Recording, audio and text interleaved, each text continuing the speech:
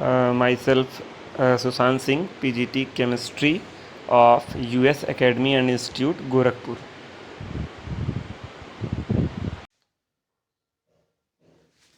Good morning students. ये class ninth का मैंने बताया था नाइन्थ के केमिस्ट्री के सिलेबस में कितने चैप्टर हैं? 4।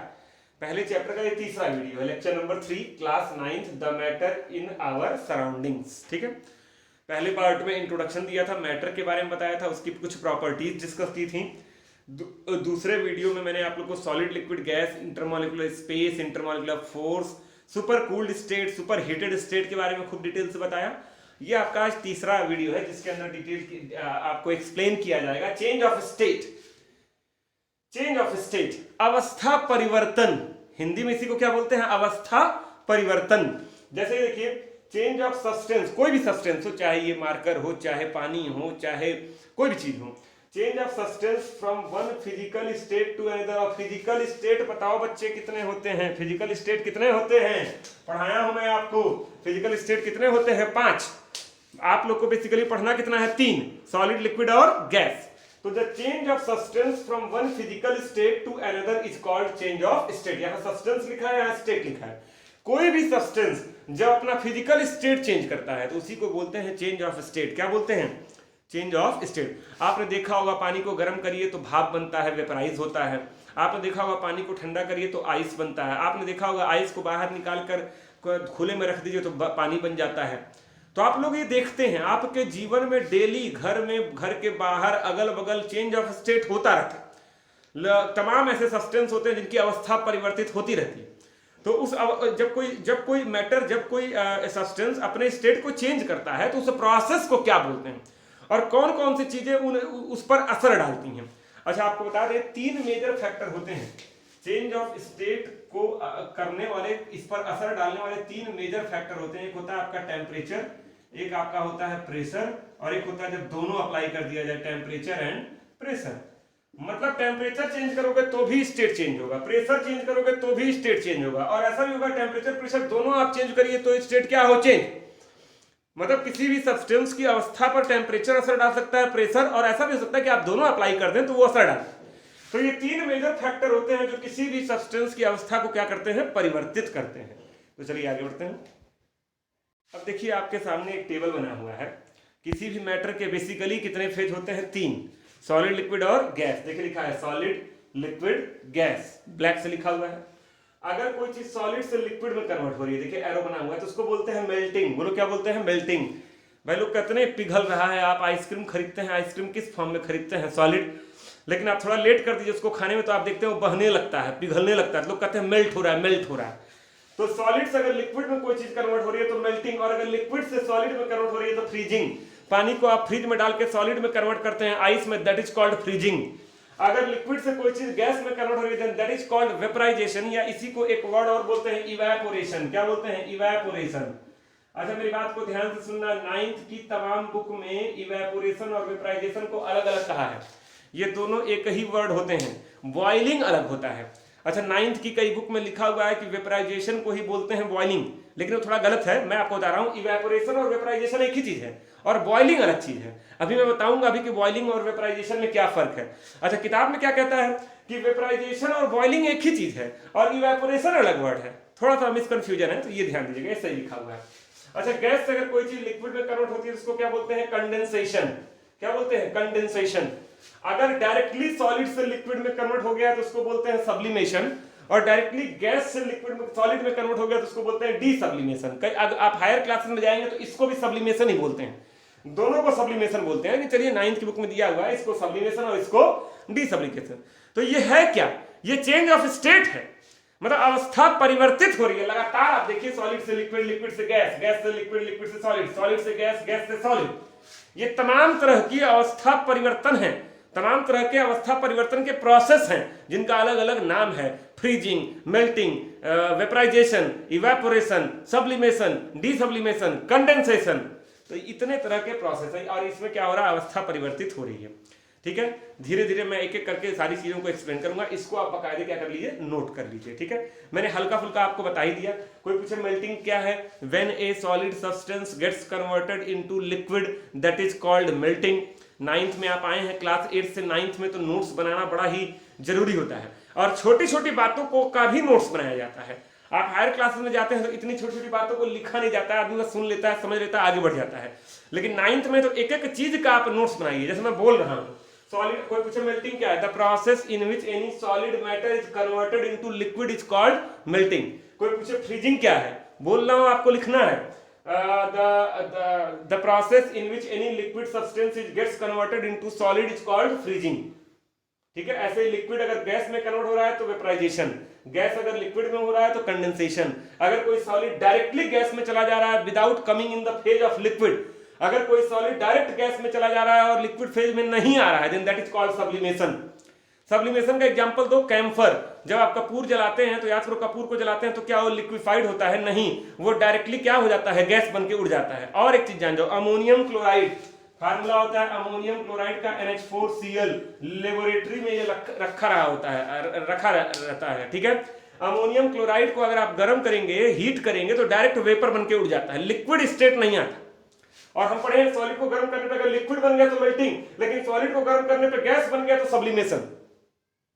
ठीक है, तो सब्लिमेशन का एग्जांपल देखिए, बाकी सारे एग्जांपल तो आप जान ही रहे हैं। कभी दूध को आप गर्म किए हैं, दूध को गर्म करो, देखो भाप निकलता है, उसके बाद उसके ऊपर प्लेट रख दो, कुछ देर बाद आके देखो प्लेट के ऊपर पानी की बूंदें चिपकी रहती हैं।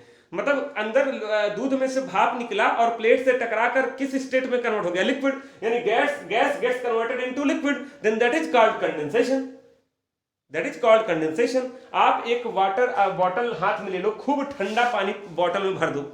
कभी आप देखे होंगे जब ठंडा पानी आप बॉटल में भरते हैं, बॉटल के अंदर, ठीक है, बाहर नहीं, तो आप देखते होंगे कुछ देर के बाद कि बाहर सरफेस पे पानी की बूंदें आ जाती हैं। तो क्या बॉटल को छेद करके पानी बाहर आ जाता है? नहीं। जब इसके अंदर तुम ठंडा पानी भरोगे तो बताओ, बाहर की जो हवा है, हवा, ये हवा का ये हवा इसके कांटेक्ट में आएगी। अच्छा, हवा, एयर इसके कांटेक्ट में आएगा, गैस जब इस ठंडे बॉटल के कांटेक्ट में आएगा तो खुद भी ठंडा हो जाएगा, और जब गैस खुद भी ठंडा हो जाएगा तो किसमें कन्वर्ट हो जाएगा, लिक्विड में। यानी बाहर की जो एयर है वो इससे टकराकर लिक्विड बनकर इसके सरफेस पे क्या होती है, चिपक जाती है। That is called condensation. अंदर का पानी नहीं छेद करके बाहर आ जाता है, दैट इज कॉल्ड कंडेंसेशन। तो ये आपके डेली लाइफ में ये घटनाएं घटती हैं बच्चों। ठीक है, साइंस का मतलब ये जो आपके डेली लाइफ में घटनाएं घटती हैं उन्हीं को पढ़ना है। ठीक है, अभी कुछ देर पहले डिस्कशन हुआ कि वेपराइजेशन और एक वर्ड होता है बॉइलिंग, क्या फर्क है इन दोनों में, आइए बताते हैं। ठीक है, पहले आप इसको नोट कर लीजिए। यहाँ पर मैंने लिखा है इवेपोरेशन और वेपराइजेशन, और यहाँ लिखा है बॉइलिंग। 9th की कुछ किताबों में लिखा रहता है बॉइलिंग ऑब्लिक वेपराइजेशन, और यहाँ लिखा रहता है इवेपोरेशन। ठीक है, मेरे हिसाब से ये दोनों सेम होते हैं और ये अलग होता है। ठीक है, अब देखिए, आइए मैं बताता हूँ आपको डिफरेंस। ठीक है, इवेपोरेशन और वेपराइजेशन में भी एक हल्का सा डिफरेंस होता है, तभी तो दो शब्द हैं। अगर कोई चीज अगर कोई लिक्विड बहुत छोटे होल से वेपराइज हो रहा है, वेपर में कन्वर्ट हो रहा है, गैस में कन्वर्ट हो रहा है, then that is called evaporation. और अगर वही चीज बड़े सरफेस एरिया से हो रही है, then that is called vaporisation. जैसे हमको पसीना हो रहा है, ये बताइए, पसीना निकल रहा है, बहुत छोटे छोटे पोर है ना, आपकी स्किन में देखिए पोर बने होते हैं बहुत छोटे छोटे। जब हमको गर्मी लगती है तो हमारी बॉडी के पोर में से स्वेट, पसीना बाहर आता है। ठीक है, तो this process is called evaporation. हमारी बॉडी के अंदर का लिक्विड क्या हो रहा है, इवेपोरेट हो रहा है। अच्छा, आप देखते होंगे नदी तालाब का पानी भी सूख जाता है, बहुत गर्मी पड़ती है, सूख जाता है, नदी तालाब खाली हो जाते हैं। तो बताओ वो छोटे छेद से हो रहा है या बड़े सरफेस एरिया से हो रहा है? बड़े सरफेस एरिया से हो रहा है, दैट इज कॉल्ड वेपराइजेशन। तो दोनों में कोई तुमसे पूछे इवेपोरेशन में क्या होता है, liquid gets converted into vapour, liquid gets converted into gas by a small hole. Vaporization में क्या हो रहा है, liquid gets converted into gas by a large surface area. अच्छा, बॉइलिंग में भी क्या होता है, liquid gets converted into gas. पानी को बॉइल करो तो पानी गैस में कन्वर्ट होता है। तो यही बात होती है कि आखिर फर्क क्या है बॉइलिंग और वेपराइजेशन में। इन दोनों में फर्क बता दिया, छोटा सा, एक छोटे होल से एक बड़े एरिया से। अब इन दोनों बताने जा रहा हूं। इसमें भी लिक्विड कन्वर्ट होता है गैस में, इसमें भी लिक्विड कन्वर्ट होता है गैस में। ठीक है, यहां पर भी liquid gets converted into gas, और बच्चा यहां पर भी liquid gets converted into gas. यल माने लिक्विड, जी माने गैस, दोनों में सेम काम होता है। अब डिफरेंस आपको बताने जा रहा हूं, 3 मेजर डिफरेंस हैं। Difference number 1, vaporisation takes place at every temperature. बच्चा नोट करो धीरे धीरे, कोई दिक्कत नहीं है। Vaporisation takes place at every temperature. Vaporisation takes place at every temperature. Takes place at every temperature. आइए इसका मतलब समझाते हैं आपको। टी माने टेम्परेचर, लिख दे रहा हूं लोग। Vaporisation takes place at every temperature, इसका मतलब क्या हुआ ये बताओ। अगर आपके घर का ठंडी में कपड़ा सूखता है कि नहीं सूखता है? सूखता है ना। ठंडी में कपड़ा सूखता है। कपड़ा जब गीला हो धुल दीजिए, धुल के धूप में रख दीजिए, टाइम लगता है लेकिन सूख जाता है। ठंडी में हमारे घर का टेम्परेचर कितना होता है? मान लीजिए 10 डिग्री सेल्सियस है। अच्छा 10 डिग्री सेल्सियस पे बताओ कपड़े के अंदर का लिक्विड गैस में कन्वर्ट हुआ कि नहीं? वह हो गया।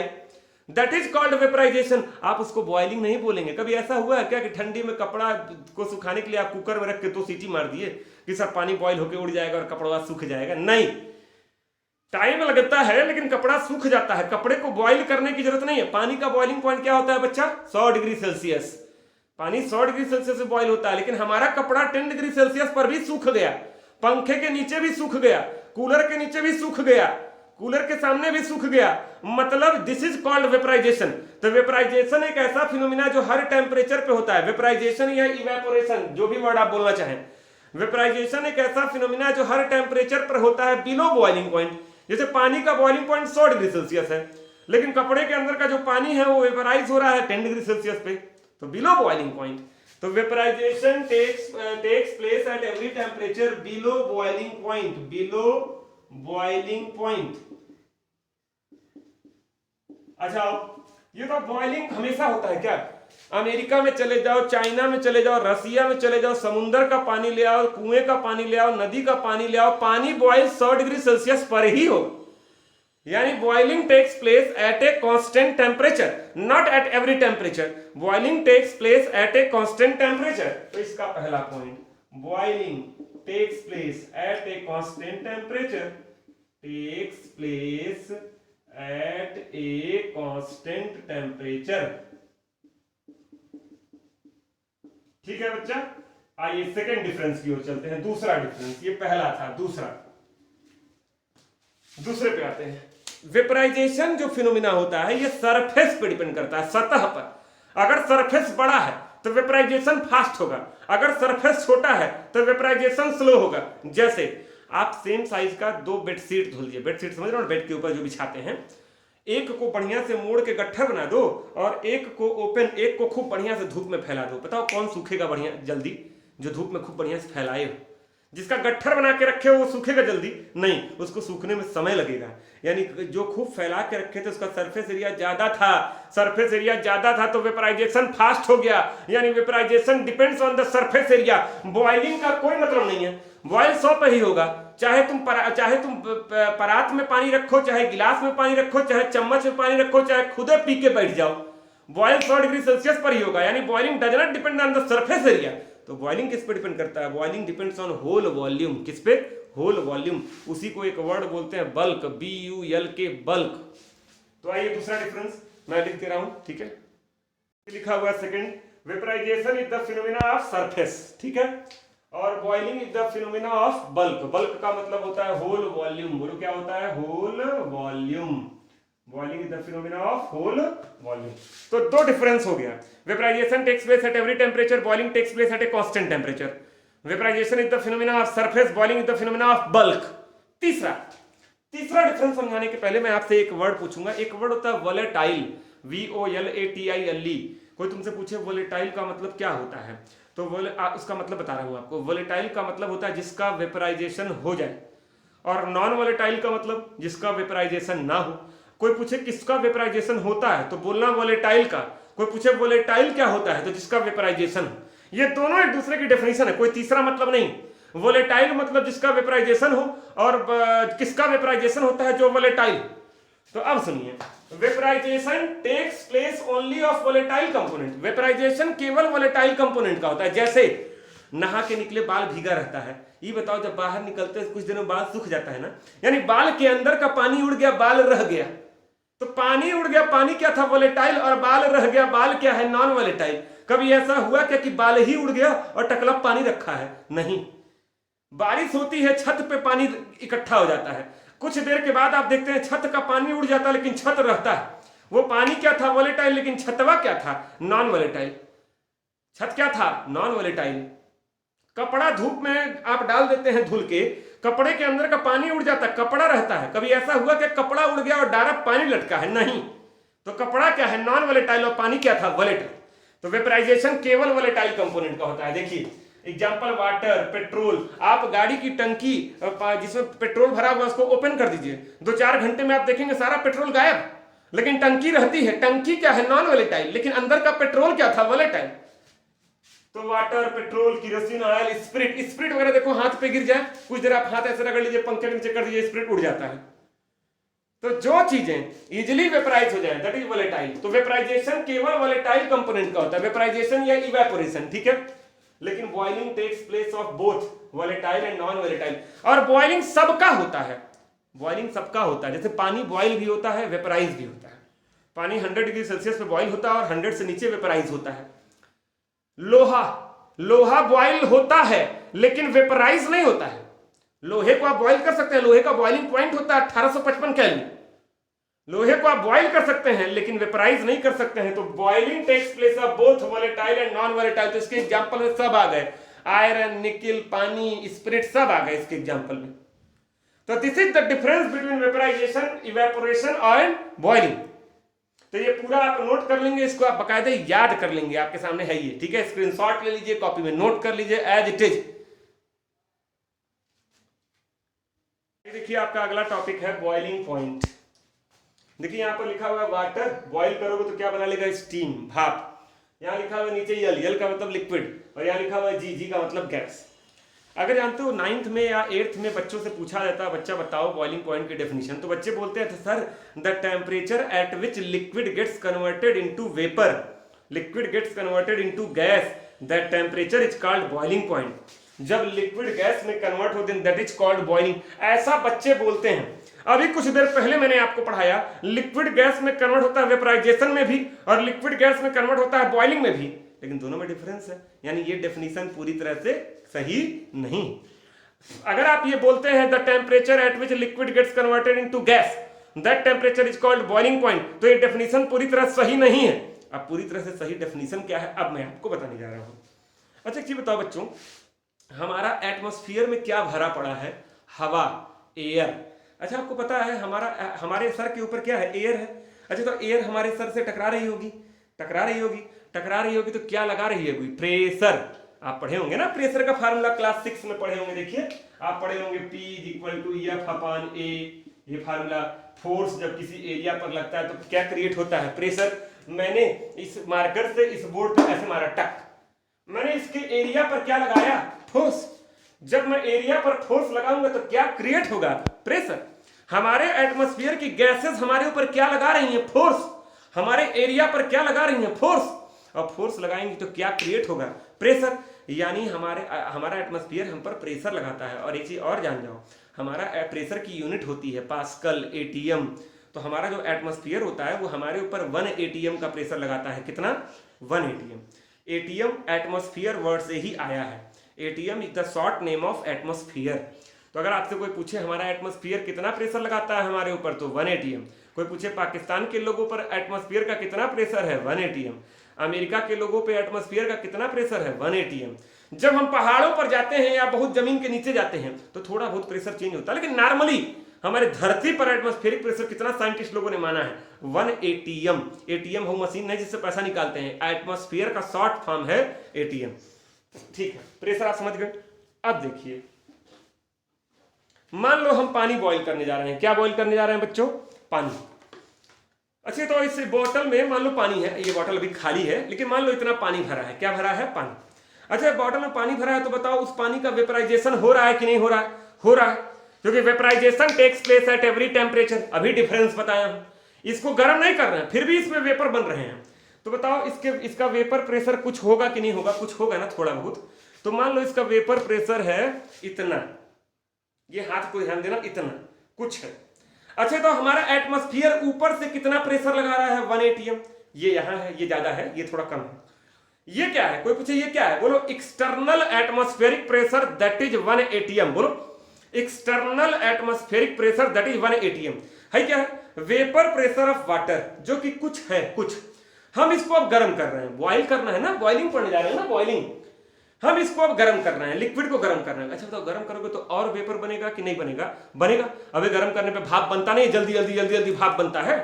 हम इसको गर्म कर रहे हैं और तेजी से भाप बना। अच्छा भाप बनेगा तो वेपर प्रेशर क्या होगा? बढ़ेगा। बढ़ेगा कि नहीं बढ़ेगा? इसका और वेपर बनेगा, 2 से 4, 4 से 10, 10 से 20, तो प्रेशर वह भी बढ़ेगा ना। तो वेपर प्रेशर बढ़ेगा, हो गया 0.3 atm, और गर्म किए 0.5 atm, और गर्म किए 0.7 atm, और गर्म किए 0.9 atm, और गर्म किए 1 atm। जिस टेम्परेचर पर यह घटना घटेगी कि the temperature of liquid becomes equal to the external atmospheric pressure 1 atm, that temperature is called boiling point। हम पानी को जब गर्म करते हैं ना अपने घर में भगोना में रख के, तो पहले उसका टेम्परेचर होता है 25 से 30, 30 से 40, 40 से 45, 45 से 55, 55 से 70, 70 से 95 और 95 से 100 डिग्री सेल्सियस पर पानी का अपना खुद का बनाया गया जो वेपर होता है उसका प्रेशर बाहर से लगने वाले एक्सटर्नल एटमॉस्फेरिक प्रेशर के क्या हो जाता है? बराबर। इसीलिए उस टेम्परेचर को बोलते हैं बॉइलिंग पॉइंट। पानी में होता है 100 पे, अल्कोहल में होता है 70 पे, लोहे में होता है 1855 में। 1855 ईस्वी नहीं, 1855 केल्विन। मतलब हर मटेरियल अपने वेपर का प्रेशर एक्सटर्नल एटमॉस्फेरिक प्रेशर के बराबर करता है एक पर्टिकुलर टेम्परेचर पर, and that particular temperature is called boiling point of that material. ठीक है, तो मैं यहां डेफिनेशन लिख रहा हूं मॉडर्न वाली। अब ये डेफिनेशन मत बचाना, अगर मुझसे पढ़ लिया है ना बच्चा तो ये डेफिनेशन नहीं बताना है कि the temperature at which liquid gets converted steam it is called boiling. तो वेपराइजेशन क्या है? तो वहां भी बोलेंगे the temperature at which liquid gets converted into steam. तो ये गलत बात है। ठीक है, तो दोनों में काम एक होता है लेकिन डेफिनेशन दोनों की अलग अलग है। तो मैं लिख रहा हूं, लिखा हुआ definition, the temperature at which the vapour pressure of liquid becomes equal to the external atmospheric pressure 1 atm is called boiling point और बॉइलिंग टेम्परेचर। ठीक है, तो ये डेफिनेशन याद रखिएगा। और याद रखिएगा फ्रीजिंग पॉइंट का डेफिनेशन आपको बताना है। अब फ्रीजिंग पॉइंट में पूछूंगा डेफिनेशन तो कई बच्चे कहेंगे the temperature at which anything starts freezing. आपको पता है पानी बर्फ में कन्वर्ट होना शुरू हो जाता है 4 डिग्री सेल्सियस पे, लेकिन पानी का फ्रीजिंग पॉइंट होता है 0 डिग्री सेल्सियस। तो आपको मुझे एक्चुअल असली वाला फ्रीजिंग पॉइंट का डेफिनेशन बताना है। आपकी किताब में यही लिखा है जो अभी कुछ देर पहले मैंने बोला था कि the temperature at which liquid gets converted into solid is called freezing and the temperature is called freezing point. तो ये आप समझिए गलत पढ़ना है कि सही खोजना है। अगर खोजेंगे कमेंट करेंगे तो उसके बाद जो है मैं आपको सही वाला बता दूंगा अलग से हेडिंग डालकर कि व्हाट इज फ्रीजिंग पॉइंट। ठीक है, तो इसको नोट करिए। देखिए अभी आपके चैप्टर 1 में एक टॉपिक बचा हुआ है लेटेंट हीट, एक टॉपिक बचा हुआ है ह्यूमिडिटी और रिलेटिव ह्यूमिडिटी, उससे रिलेटेड आपका एक फार्मूला है। ठीक है, और लगभग सारे टॉपिक कवर हो गए। तो एक छोटा सा वीडियो और बनेगा 15 मिनट का, जिसमें मैं आपका ये चैप्टर क्या कर दूंगा, खत्म कर दूंगा। ये पार्ट 3 है, वीडियो नंबर 3 है। बाकायदे नोट्स बनाइएगा और पढ़ते रहिएगा। ठीक है, एक चीज और बता दूं, अभी मैंने सबसे पहले जब शुरुआत किया था तो वहां बताया था टेम्परेचर और प्रेशर असर डालते हैं किस पर? चेंज ऑफ स्टेट पर। दूध गर्म करते हो, पानी गर्म करते हो तो भाप बनता है, आइस गर्म करते हो तो वाटर बनता है। टेम्परेचर असर डालता है तो आप जानते हैं, तमाम एग्जाम्पल भी जानते हैं। प्रेशर का एग्जाम्पल भी मैंने एक दिया था, जब पानी गर्म करो तो भाप बनता है, उसके ऊपर एक प्लेट रख दो, तो प्लेट रखकर तुमने क्या अप्लाई किया? प्रेशर। तो देखो प्लेट के ऊपर पानी की बूंदें चिपक जाती हैं। कौन सी बूंदें? वो जो भाप बनकर उड़ रही थी वो प्लेट से टकराई, प्रेशर लगा, किसमें कन्वर्ट हो गई? लिक्विड में। तो प्रेशर लगा कर भी हम किसमें कन्वर्ट कर सकते हैं चीज़ों को? लिक्विड में। तो आप लोग देखते होंगे आपके घर में सिलेंडर आता होगा, LPG, लिक्विफाइड पेट्रोलियम गैस। वो गैस होता है लेकिन उसको लिक्विड में कन्वर्ट किया गया रहता है, क्या अप्लाई करके? प्रेशर। इसीलिए सिलेंडर प्लास्टिक का नहीं बनाया जाता। कभी सुने हो प्लास्टिक का, लकड़ी का नहीं, लोहे की खूब मोटी चद्दर का सिलेंडर बनाया जाता है ताकि उसके अंदर गैस को भर के कंप्रेस कर किया जा सके, खूब कंप्रेस कर दिया जाए, इतना कंप्रेस कि गैसवा कन्वर्ट हो जाए किसमें? लिक्विड में, और उसका स्टेट क्या हो जाए? चेंज। लेकिन जैसे ही आप गैस ऑन करते हैं, नॉब खोलते हैं, गैस कहाँ आती है? बाहर। अंदर की लिक्विड कहाँ आती है? बाहर। और बाहर आते ही प्रेशर क्या हो जाता है? कम, और वो फिर से लिक्विड से कन्वर्ट हो जाती है किसमें? गैस में। तो आप लोग देखते होंगे तमाम हॉस्पिटल में ऑक्सीजन सिलेंडर होते हैं। ऑक्सीजन हम नाक के थ्रू लेते हैं, तो गैस है। तो सिलेंडर में कैसे भर दिए? खूब उसको प्रेशर लगाए, प्रेशर लगा के किसमें कन्वर्ट किए? लिक्विड में, और भर दिए सिलेंडर में। लेकिन जब वो फिर बाहर आएगा तो फिर लिक्विड से क्या बन जाएगा? गैस, क्योंकि बाहर का प्रेशर क्या है? कम है। कई लोग करें सर कैसे पता चलेगा बाहर का प्रेशर कम है? अबे बाहर का अगर एटमॉस्फेरिक प्रेशर ज्यादा होता ना तो हम ऐसे सीधे खड़े थोड़ी रहते, हम जमीन में दबे रहते कि हमको हवा दबा दिया। तो बाहर का प्रेशर क्या होता है? कम होता है। ठीक है, बहुत लोअर लेवल से मैं 9th का मैं यही सोच के चल रहा हूँ कि आपको कुछ नहीं आता है बच्चों, इस हिसाब से पढ़ा रहा हूँ। आप कमेंट वगैरह करेंगे, लाइक शेयर सब्सक्राइब चैनल को करते रहेंगे तो आपको बहुत फायदा मिलेगा। ठीक है, तो आज के लिए इतना ही। एक छोटा सा वीडियो और लेके आऊँगा, आपका चैप्टर 1 क्या हो जाएगा, फिनिश हो जाएगा।